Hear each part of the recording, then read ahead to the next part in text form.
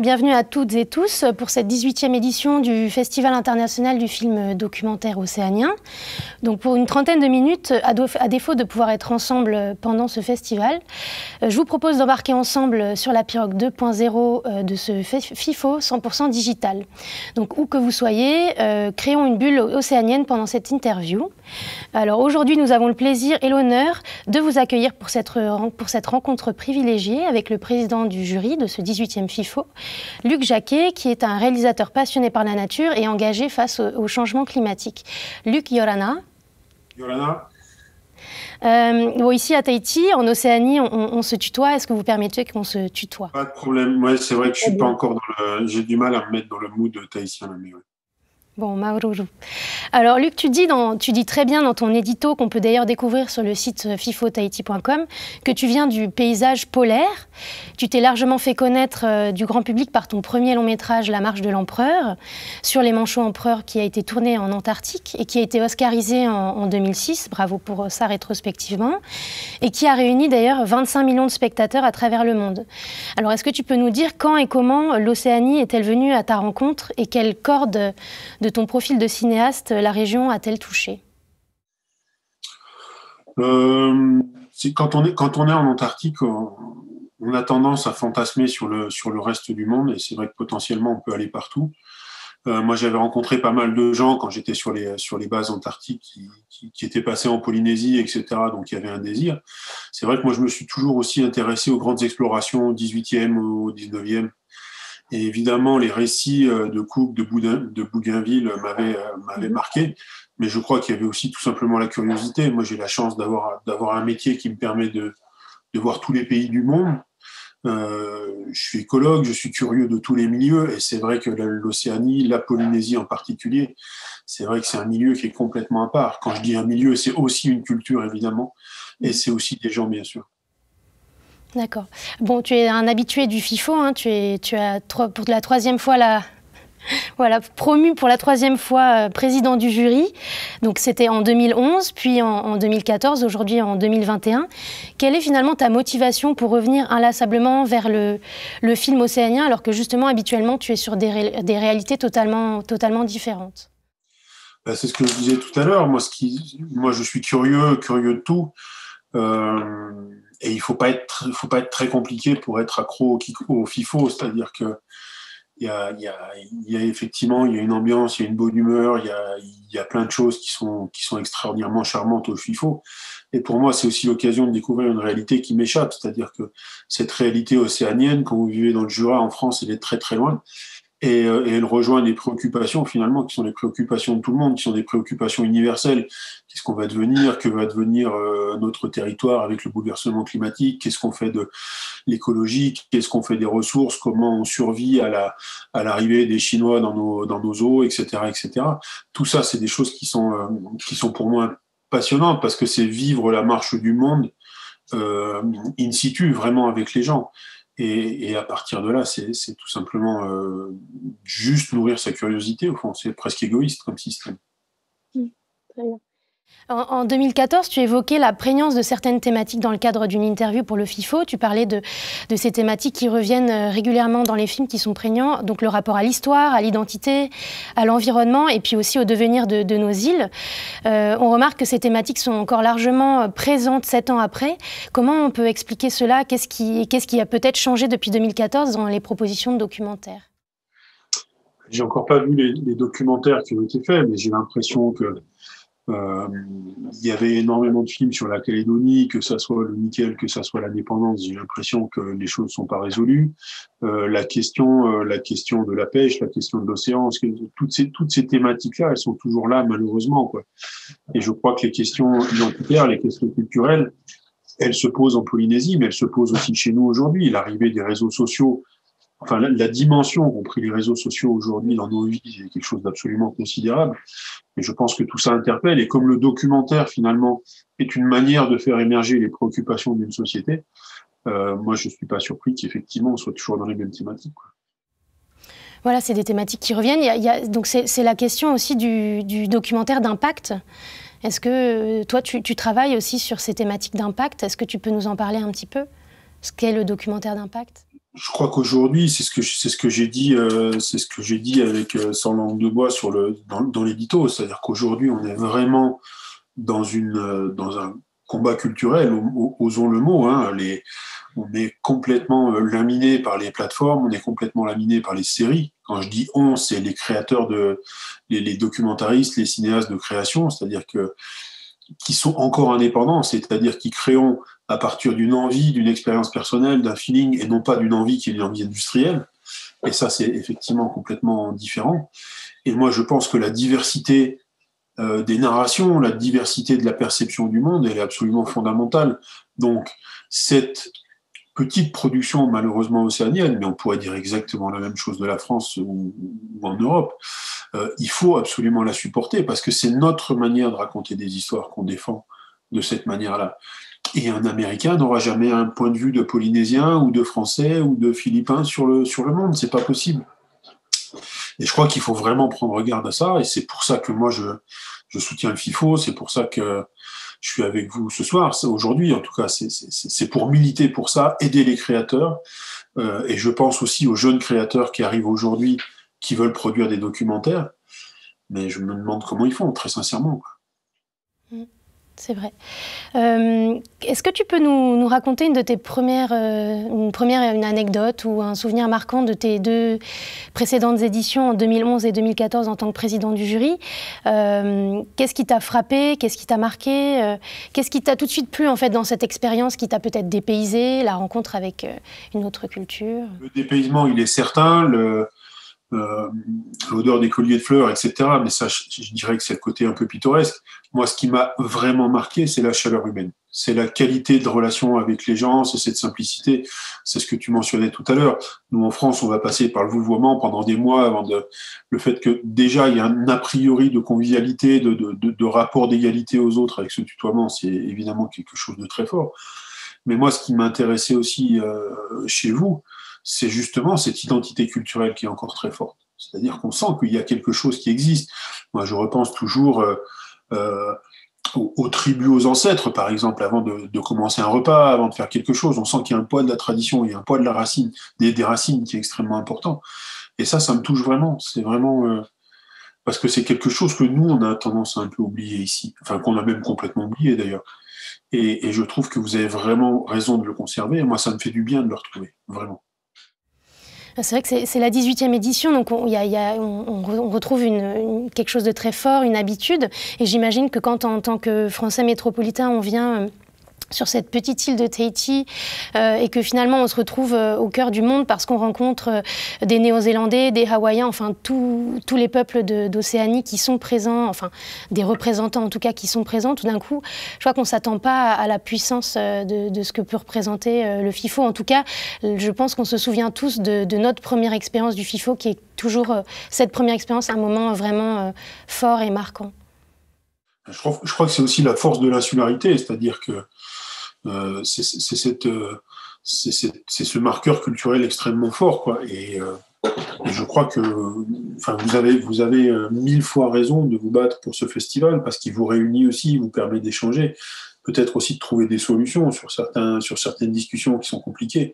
Donc, oui, ça c'est quelque chose de fondamental, d'essentiel. Et est-ce que tu as déjà été membre d'un jury ou président d'un jury ailleurs ou c'est vraiment le FIFO? Oui, non, j'en ai fait pas mal. C'est vrai que j'en fais beaucoup moins maintenant parce que c'est toujours chronophage. Mais c'est aussi un moment de s'arrêter. C'est aussi un moment de voir des films dans des conditions qu'on ne s'accorderait pas ou des films qu'on ne verrait pas forcément si on était dans la vie courante, quoi. Et c'est vrai que j'essaye de garder ça de temps en temps parce que c'est toujours extrêmement riche en échanges. Et c'est vrai que avoir à juger des films, ce qui est quand même un exercice extrêmement périlleux, éthiquement et en tant que créateur, parce qu'on déteste être jugé, évidemment, on déteste être comparé. Et le fait d'avoir à le faire en toute probité, en toute honnêteté intellectuelle, c'est quelque chose qui est toujours formateur, parce qu'on s'aperçoit que quel que soit le nombre de personnes que vous avez au jury, vous avez un regard sur les œuvres qui sont toujours extraordinairement différentes. Et il est rare, extraordinairement rare, qu'il y ait des choses qui fassent l'unanimité, parce parce que chacun vient se servir dans ces histoires que les festivals proposent, et c'est tant mieux comme ça, il faut que ça continue. Et c'est tant mieux, tout à fait. Alors, si on doit parler de ce jury, on pourrait rappeler un petit peu les membres du jury. Donc, vous êtes, tu es donc président du jury. Nous avons aussi Alex Lee, qui est producteur néo-zélandais et directeur du festival Doc Edge, et d'ailleurs prix du public au FIFO 2016.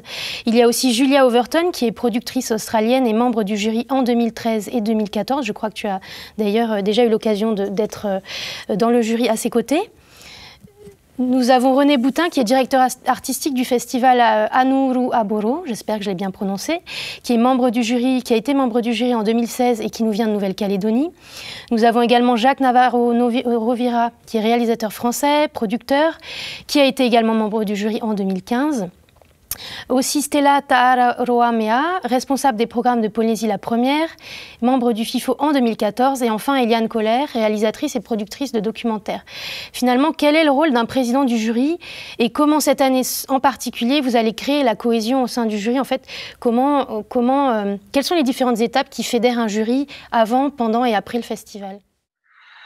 Là, je crains que ça soit un défi irrelevable que de faire ça. Enfin, là, la dimension du numérique, je crains en tout cas modifier les règles du jeu. Un jury, c'est un groupe de personnes qui se créent dans le temps. C'est-à-dire qu'au début, on ne se connaît pas, on va avoir des films ensemble. Du coup, on va avoir tout de suite des points communs. On est tous passionnés par ce qu'on fait, donc on va tout de suite au cœur du débat. Donc ça permet aussi de rencontrer les gens beaucoup plus intimement que si on les rencontrait simplement dans la rue ou à un bar, peu importe.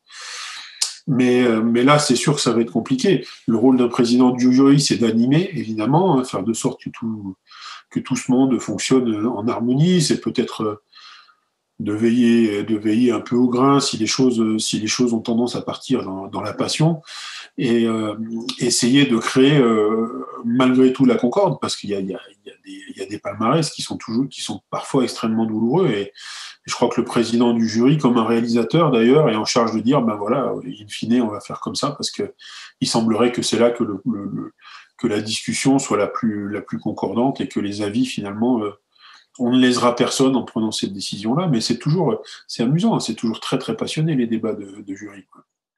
Bien sûr. Alors d'habitude, on connaît cette ambiance, hein, tu l'as connue aussi, ces matinées dédiées au jury dans la salle du Petit Théâtre de la Maison de la Culture.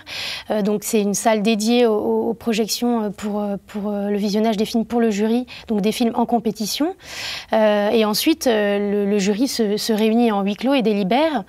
Comment ça s'est passé les fois d'avant? Enfin, je veux dire, ça peut prendre plusieurs heures. C'est vraiment un travail à temps plein. On regarde les films le matin et l'après-midi, on délibère. C'est bien ça? Oui, mais c'est le jeu. Enfin, comme je te le disais, c'est le plaisir de ça aussi. C'est le plaisir d'échanger sur ce qu'on aime avant tout, puisque c'est des jurys de professionnels en général. Donc, ça fait partie du jeu. Quand tu acceptes d'être membre du jury, tu sais que ça va être ton rythme de vie. Tu sais que tu vas rentrer parfois dans les tunnels de projection, parce qu'on voit parfois dans certains festivals énormément de films. Mais il y a un plaisir à ça, je crois. Enfin, c'est pas je crois, j'en suis sûr d'ailleurs. Mais il y a un plaisir à la boulimie cinématographique, quelque part sur un temps très court. Enfin, il y a vraiment cette soif de découvrir. Tu fais jamais ça naturellement. Tu vas pas regarder. Moi, je regarde pas 4 docs dans une matinée, quoi. Et du coup, de gré ou de force, entre guillemets, on voit des choses, encore une fois, qu'on n'aurait pas présupposées intéressantes. Et c'est aussi intéressant, c'est-à-dire que, c'est aussi intellectuellement intéressant de voir que un pitch de documentaire ne présuppose pas finalement de la qualité de ce fameux documentaire, ou de l'a priori de la taille de la production. On se dit là il y avait beaucoup d'argent, ça va peut-être être un peu mieux, ou ça va peut-être être très anglais, etc., etc. Et il y a évidemment toujours des surprises dans les deux sens. Et le fait d'avoir à voir les films t'oblige à avoir ce regard critique, et c'est passionnant. Alors là, si on le rappelle, on a 20 films sélectionnés cette année, 9 qui sont en compétition, dont 1 sur la Polynésie, 2 sur la Nouvelle-Calédonie, 3 à propos de la Nouvelle-Zélande et 2 en Australie, puis aussi un film hawaïen. Que peux-tu nous dire, que pressens-tu de cette présélection? Je pressens rien du tout, n'étant ni devin. Justement, il faut arriver. Non, puis alors là, moins t'as d'a priori, mieux tu te portes. Pour le coup, parce que c'est toujours fâcheux d'arriver avec une espèce d'attente, de choses comme ça. Non, moi, je prends les choses pour ce qu'elles sont. Et... Oui, c'est intéressant, c'est-à-dire que pour se mettre dans la peau d'un président du jury, on arrive au FIFO, on n'a pas regardé, on est vierge de tout, on n'a pas regardé les résumés des films en compétition, il faut vraiment arriver... C'est une question de tempérament, tu sais, moi, quand je voyage, je prépare rien. Je déteste pas anticiper, parce que c'est vrai que dans mon boulot, j'anticipe beaucoup, mais sur certains aspects. Mais quand je voyage pour moi, je ne lis rien, je ne lis pas les guides.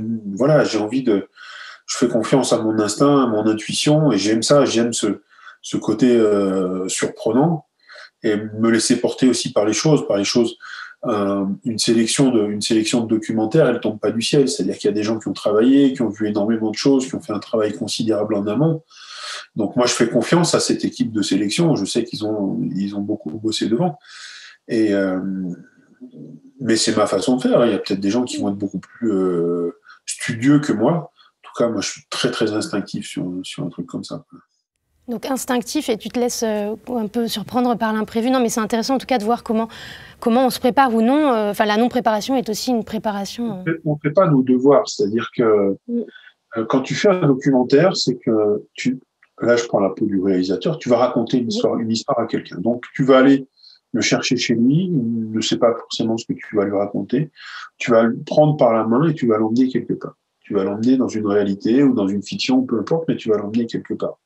Donc, j'allais dire que le cheminement, il est déjà inclus dans la proposition d'un documentaire. Donc, pour moi, tu n'as pas à te préparer pour ça. Après, il y a des documentaires qui interpellent où tu as envie d'en savoir davantage. Mais pour moi, c'est a posteriori. C'est-à-dire que c'est la fenêtre que le documentaire va ouvrir sur le monde qui va m'intéresser. Moi, je me souviens d'un documentaire absolument génial, fascinant, qui s'appelait First Contact, que j'avais vu, qui était une histoire qui se passait dans le désert australien, que on faisait des essais de bombes, on bombardait joyeusement, et on s'était quand même posé la question s'il y avait des mecs dessous. Et effectivement, il y avait des aborigènes qui n'avaient jamais été contactés, qui étaient là-dessous. Et voilà, j'en parle encore. Et là, je me suis plongé dans cette culture-là. Je me suis intéressé au réalisateur parce que le type avait su éveiller quelque chose en moi qui était déjà de la passion. Oui, je comprends bien. Je voulais te parler aussi, en parlant un peu de cette édition 100% digitale, comment on peut compenser, enfin là je m'adresse aux réalisateurs, aux cinéastes, comment on peut compenser l'absence de présentiel aujourd'hui dans les festivals, comment on implante finalement de la poésie malgré la distanciation, malgré l'isolement imposé par le numérique, comment on... Je ne crois pas à ça. Je suis désolé, mais je ne crois pas à ça. C'est-à-dire que c'est malgré tout, c'est-à-dire qu'il faut tenir coûte que coûte, il faut exister, il faut continuer à partager des choses, mais c'est ce qui fait la différence entre aller dans un cinéma et regarder un film sur Netflix, pour pas les citer. Il manque tout.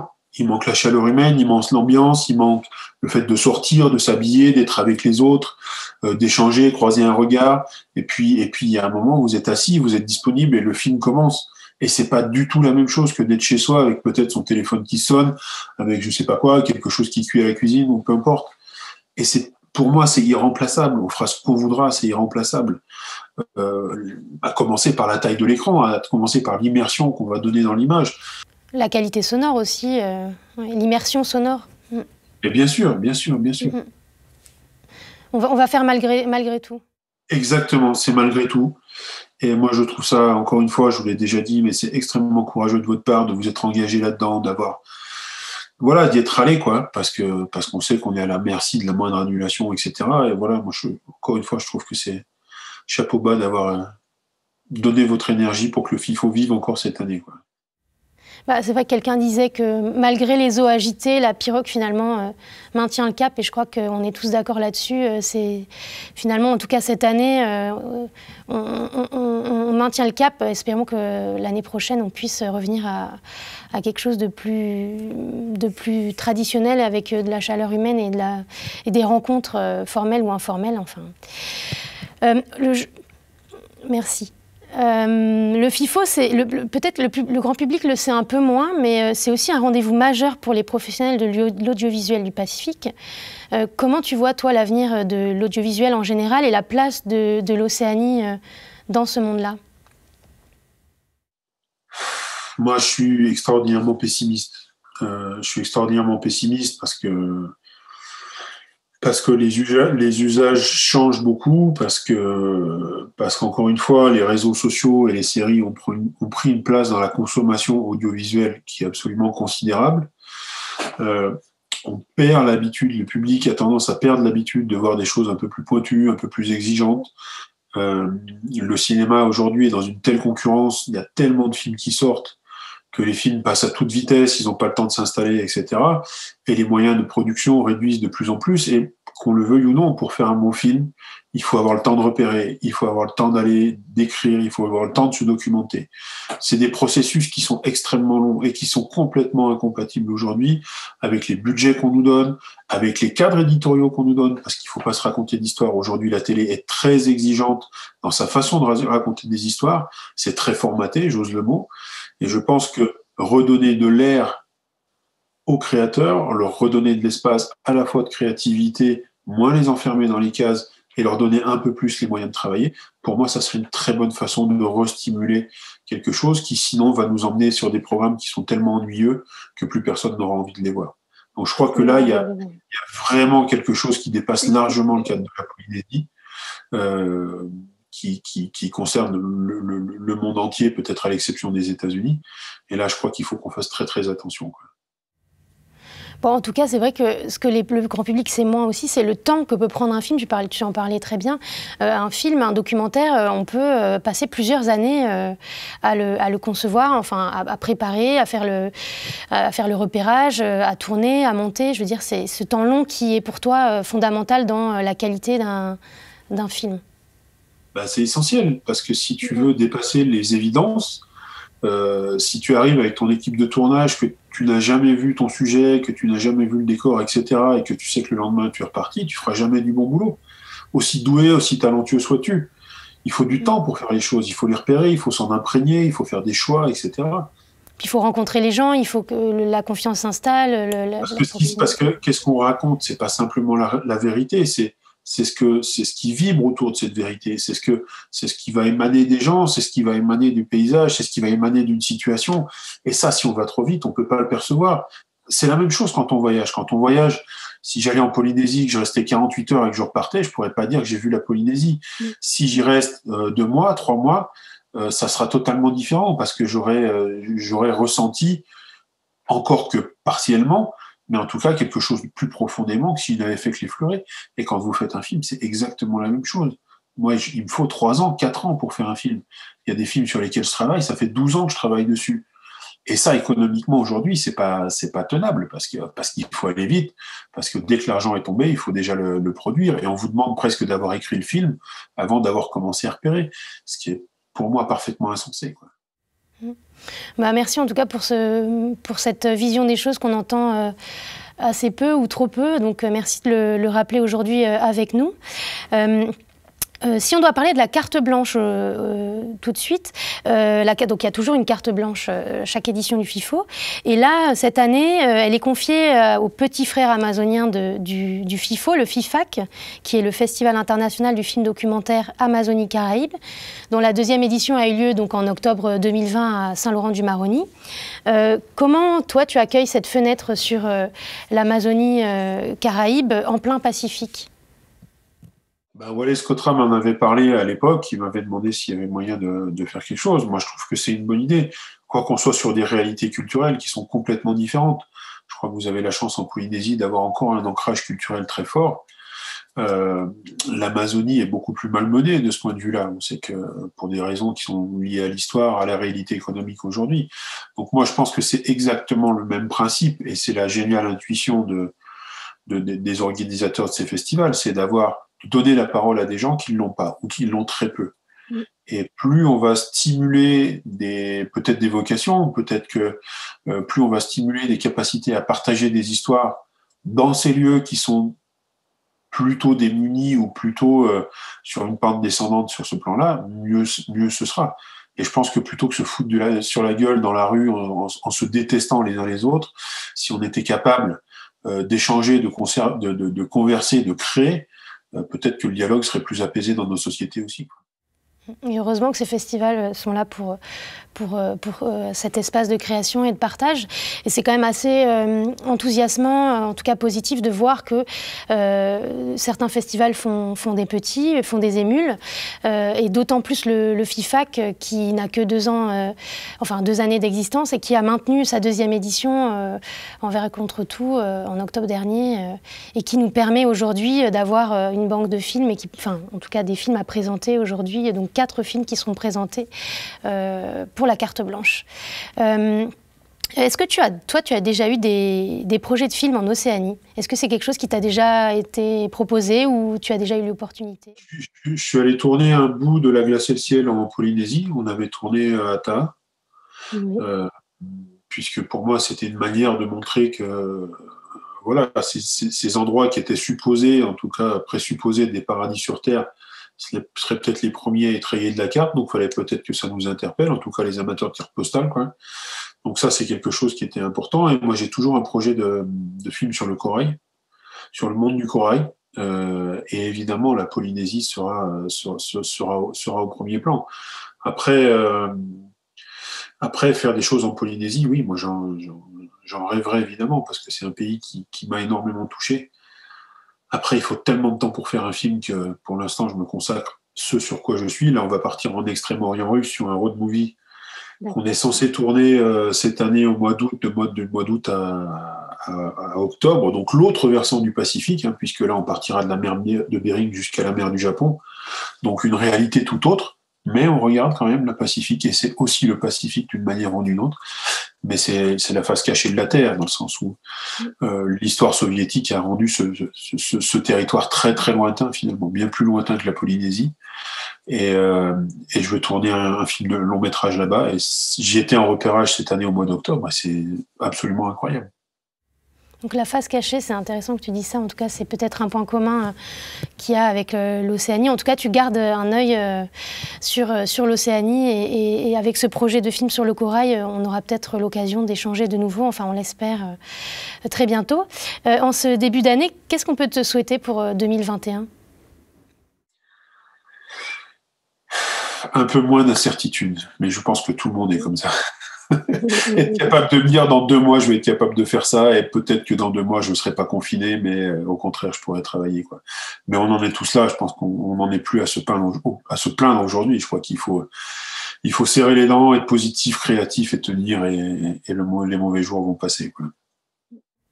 En tout cas, pour revenir sur cette édition 100% digitale, c'est quand même l'opportunité pour la première fois en 2021 de rendre accessibles tous les films sélectionnés aux Français en métropole.